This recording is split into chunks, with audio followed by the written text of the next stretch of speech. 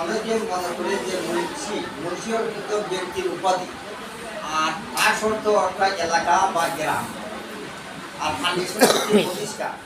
এই যে আবুল কাসেম বলে গিয়েছে গরিব দুঃখী মেহনতি মানুষের পাশে দাঁড়ানো, যে এই সংগঠনটা কারো কোনো পেট ভরার জন্য নয়। এটা গ্রামের যারা দুঃখী মানুষ আছে, দরিদ্র মানুষ আছে, তাদের পাশে দাঁড়ানো হইল মূল উদ্দেশ্য।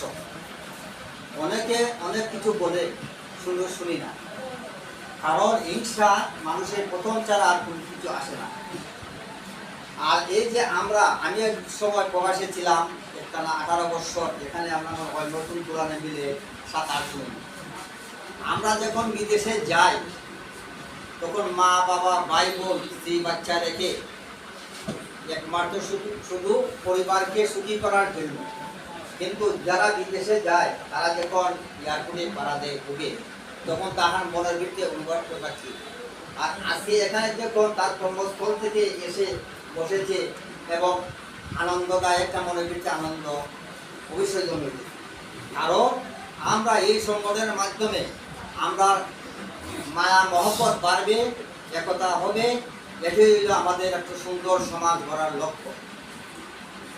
আর যারা প্রবাস থেকে আমরা এসেছি, যেহেতু কষ্ট করে থাকি পরিবার পরিজনদের জন্য, দুঃখ মনের ভিতরে আর কিছু থাকে না। তাই আনন্দ করা এইভাবে যেন প্রতিটি গ্রামের প্রতিটি মানুষকে, প্রবাসীকে আনন্দ দেওয়া যায়।